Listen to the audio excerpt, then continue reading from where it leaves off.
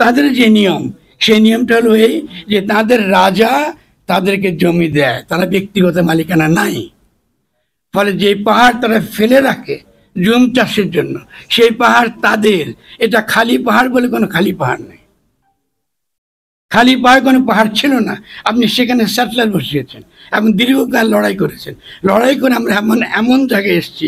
এখন আরাকান সঙ্গে একটা সমস্যা তৈরি হয়েছে, আরাকান আর্মি এসেছে, কুকি চীন ওখানে আছে, ওখানে একটু সীমান্ত দিয়ে গেলে বাংলাদেশে কোনো নিয়ন্ত্রণ নাই। সেনাবাহিনীর ভাইরা এখানে আছেন, তারা আমার চেয়ে ভালো বলতে পারেন। ওখানে হাসিনা দীর্ঘকাল ওখানে ছিলেন, আপনি জানেন। ওখানে কি আপনি মনে করেন বাংলাদেশের সেনাবাহিনী যে একটা অত্যন্ত দুর্বল একটা সেনাবাহিনী, তার কোনো ক্ষমতা আছে রক্ষা করে? তাহলে আমাদের দরকার তো একটা গণপ্রতিরক্ষা ব্যবস্থা। আমাদের লক্ষ লক্ষ যে নাগরিকদেরকে তাদেরকে সামরিক শিক্ষা দেওয়াটা আমাদের অতি জরুরি একটা কর্তব্য। সেনাবাহিনী একটা দুর্বল প্রতিষ্ঠান, সেনাবাহিনীতে দুর্বল দীর্ঘকাল ধরে, আজকে থেকে না। যেদিন থেকে শেখ মুজিব রক্ষী বাহিনী চাইছিল, স্থায়ী সেনাবাহিনী চায় না। আমরা তো ওই ভুল থেকে এখনো বেরিয়ে আসে না। আর কথা খালি সেনাবাহিনীর বিরুদ্ধে আমরা গালিগালাজ করি। সেনাবাহিনী বহু দোষ আছে, আমাদের দোষ নেই।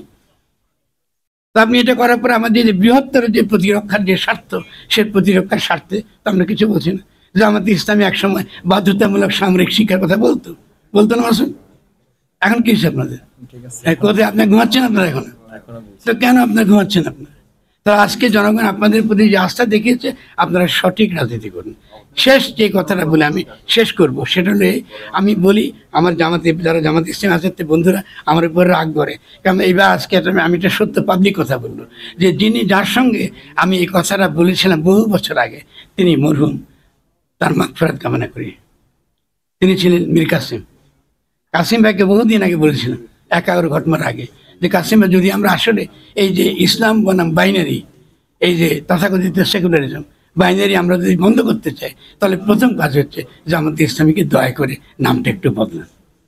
কোনো জনগোষ্ঠী, কোনো রাজনৈতিক জনগোষ্ঠী, কোনো স্বাধীন চেতা জনগোষ্ঠী, তাদের বিরুদ্ধে যেই নামে আমি বিরোধিতা করেছি, সেই নাম আমি টিকিয়ে রেখে আমরা আসলে বাংলাদেশের জাতীয় রাজনীতিতে কোনো ইতিবাচক ভূমিকা আমরা রাখতে পারবো না। জামাতে ইসলামের অনেক ইতিবাচক ভূমিকা আছে, কিন্তু এই একটা সমালোচনা, এই একটা কালো দাগের জন্য আমরা আগামী দিনে যে পসিবিলিটি আপনি নতুনভাবে ইসলামের যে পুনর্জাগরণের যে ইতিবাচক লক্ষণ দেখছি, এটা সর্বনাশ হয়ে যাবে। আবারও আমরা ওই ইসলাম বনাম সেকুলার, এরা সব মৌলবাদী, এরা সব সন্ত্রাসী, আবার সে রকগাঁঠার আসছে আমাদের ক্ষমতায়, এই কাহিনী আমাদেরকে শুনতে হবে। দয়া করে আমাদেরকে এই বিপদ থেকে রক্ষা করেন। আমরা যে নীতিতে একটা জনগণকে একত্র করেছি, আমাদের মত পার্থক্য থাকতে পারে, কিন্তু আমরা নিজেরা বসে এইভাবে একসঙ্গে বসে ভাইয়ের মতন বোনের মতন কথাবার্তা বলে আমরা আমাদের সমস্যার সমাধান করতে পারি। মত পার্থক্য থাকা, আমি আবারও বলছি, মতদর্শিক পার্থক্য ছাড়া একটি দেশের জন্য এটা ইতিবাচক, এর মধ্যে দোষ কিছু নাই। কিন্তু কোথায় দোষ? যদি আমরা ভুলে যাই যে আমরা একই রাজনৈতিক জনগোষ্ঠীর অন্তর্গত। আমার ভাইটাকে নিয়েই যে আমার কথা শুনে না, যাকে গিয়ে আমাকে শাসন করতে হয়, তাকে নিয়ে আমার একই বাড়িতে থাকতে হবে, তাকে নিয়ে আমাকে চলতে হবে। তাহলে এই চিন্তা ছাড়া, রাজনৈতিক জনগোষ্ঠীর ধারণা ছাড়া আমরা আগামী দিনের বাংলাদেশ গঠন করতে পারবো না। আমাদের এই তরফ থেকে আজকে আমাদের এই সবার তরফ থেকে, আমাদের সকলের তরফ থেকে আমরা ডক্টর ইউনূসকে আবারও শেষ যে কথা বলতে চাই, আমরা আপনার সঙ্গে আছি।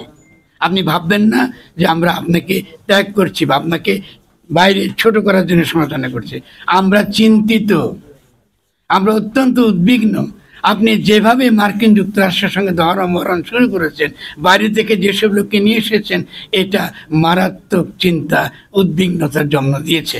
এটা সমাধান করবার একমাত্র পথ হচ্ছে তথাকথিত লুটেরা মাফিয়া শ্রেণীর কথা না, আমাদের কথা শুনুন। দরকার হলে আমরা আপনার সঙ্গে বসে আমাদের যে কথাগুলো আমরা আপনাকে বলতে চাই, আমাদেরকে বলতে দিন।